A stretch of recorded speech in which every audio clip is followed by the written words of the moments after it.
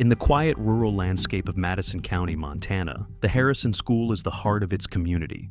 With fewer than 100 students from kindergarten all the way through 12th grade, it's the kind of place where everybody knows your name. Teachers aren't just educators, they're pillars of a tiny, tight-knit town. And to her students, the new teacher, let's call her Miss Nikki, was exactly that. She felt like a breath of fresh air, a mentor, and a friend. But behind her welcoming smile, a horrifying secret was festering. This is the story of how a seemingly beloved teacher was living a devastating double life, and the shocking investigation that tore a town apart to bring her actions into the light.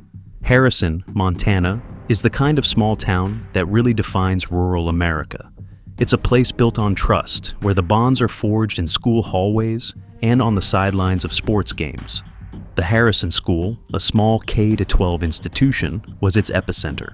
So, when a new teacher, Nikki, was hired in early 2024, the community was optimistic. She was energetic and seemed to connect with students on a personal level, something that's treasured in a school where the graduating class can sometimes fit in a single photograph. At first, Miss Nikki felt like a godsend. In an era where rural states like Montana are struggling to staff classrooms, her enthusiasm was infectious. Parents heard glowing reports from their kids. She was the cool teacher, the one who got them, listened to their problems, and made learning feel fun. She built a rapport that went way beyond textbooks, creating a space where students felt seen. In a place where trust is everything, Miss Nikki seemed to have an endless supply. But what nobody knew was that the school had failed to do its most basic job: vet her.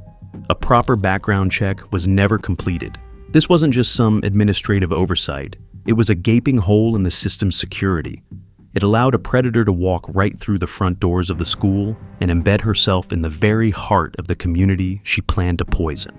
The perfect teacher was a carefully constructed lie, and the truth was a nightmare just waiting to unfold. The first signs of trouble weren't loud alarms. They were quiet, unsettling whispers. It started in the spring of 2024, just a few months after Miss Nikki arrived. A handful of parents started noticing strange changes in their children's behavior. Kids who once loved going to school became withdrawn, anxious. Grades started to slip.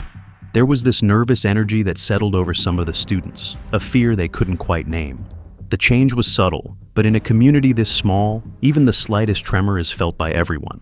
A few brave students confided in their parents, not with clear accusations, but with a collection of disturbing moments and a general feeling of unease. They talked about inappropriate comments, unsettling favoritism, and just feeling uncomfortable. The stories were fragmented, but they painted a chilling picture. Then, things escalated.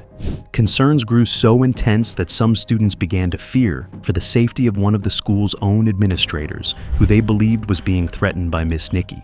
The parents who heard these stories were stuck. How could this be true? This was Miss Nikki, the teacher all the kids seemed to adore.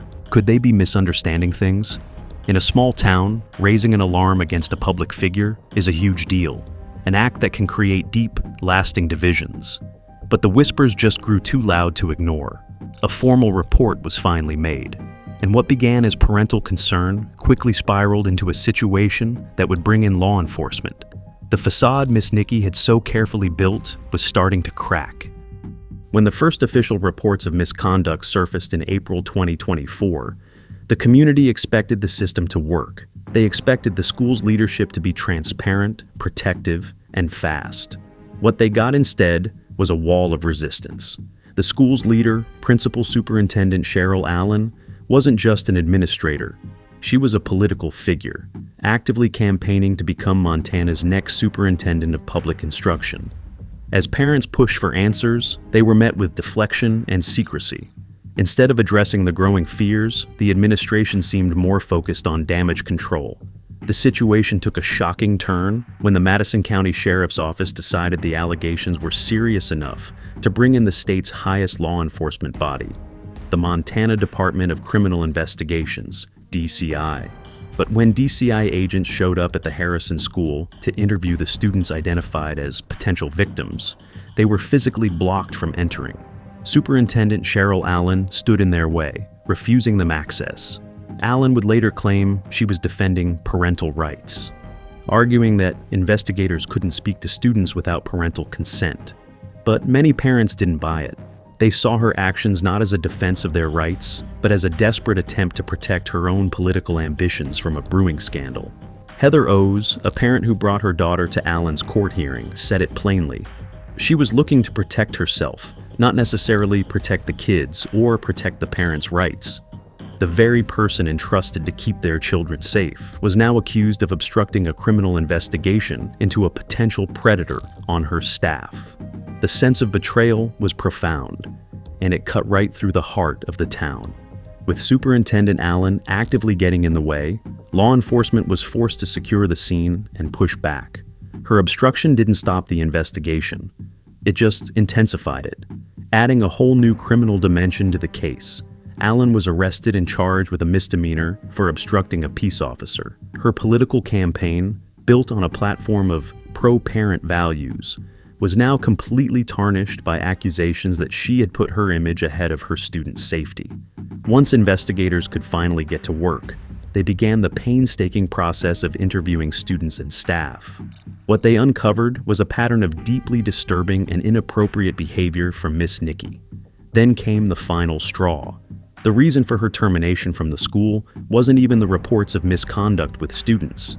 It was because she had made direct threats against another school administrator. The community was reeling. How could this have possibly happened? It was confirmed that Nikki had been hired without a proper background check being run. She had never been employed at any other public school in Montana. The system had failed at its most basic level, the hiring process. The school board, desperate to fill a position, had apparently cut corners, allowing a dangerous person into their hallways. The fallout was immediate. The school board chair and the district clerk resigned, and Superintendent Allen was placed on administrative leave before eventually resigning herself. The cover-up had failed, and the full, ugly truth was finally coming out. If you're finding this story as shocking and important as I do, please take a moment to hit that subscribe button. These are the cases we need to talk about to make sure they don't happen again. Your support helps bring these stories to light. The legal battle that followed was complex and, for many, deeply unsatisfying. In November 2024, former Superintendent Sharyl Allen appeared in court. She pleaded no contest to the misdemeanor charge of obstructing a peace officer. While it was an admission of guilt in the eyes of the community, as for the parents who had fought so hard for accountability, it felt like a slap on the wrist for such a massive betrayal of trust. Her sentencing was scheduled for January 2025, marking a legal end to her part in the scandal, but not to the pain she caused. As for Miss Nikki, the central figure in this nightmare, the path to justice was even more frustrating. After being fired for making threats, she remained under active investigation by the Department of Justice for the reports of inappropriate behavior. Prosecutors from the Montana Attorney General's office were carefully collecting evidence and conducting interviews, a process that is delicate and slow, especially with young victims. For the families of Harrison, this meant living in a state of limbo. The predator who had infiltrated their lives was gone from the school, but she wasn't yet facing charges for what she'd done to the kids. The legal system moves at its own pace, often disconnected from a community's desperate need for closure. The lack of a swift, decisive outcome left a lingering sense of vulnerability and fear, a constant reminder that while the immediate threat was gone, the quest for real justice was far from over. The aftermath of the scandal left deep, lasting scars on the Harrison community. The school, once a symbol of unity, became a source of division and pain. Trust between parents and the administration was completely shattered. Trust between neighbors who took opposing sides was frayed. In the wake of the investigation, dozens of students were pulled out by their parents, a staggering number for a school of less than 100. They just couldn't, in good conscience, send their children into a building where they felt their safety had been so recklessly ignored. The impact on the victims is immeasurable. These kids were forced to carry the trauma of their experiences, their emotional wounds made worse by the public nature of the scandal. Their families, who had become reluctant advocates, were left to help their children heal while dealing with their own feelings of betrayal and anger.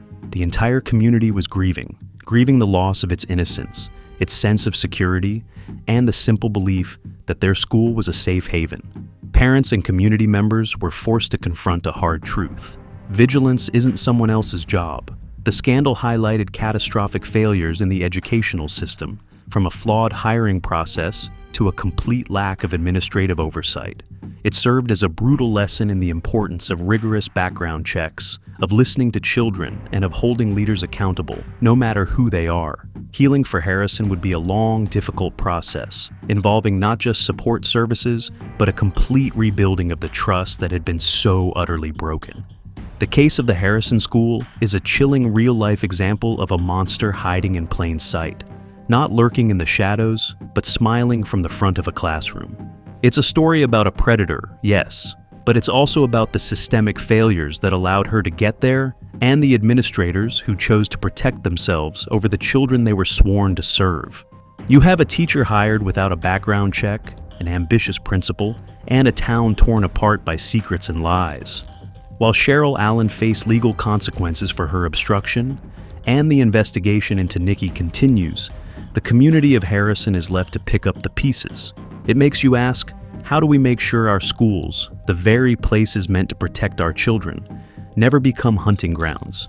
The answer is complicated, but it has to start with believing kids, demanding accountability, and never, ever looking away. Thank you for watching. If you want to see more in-depth analyses of cases like this, please consider subscribing to the channel and turning on notifications. We'll see you in the next one.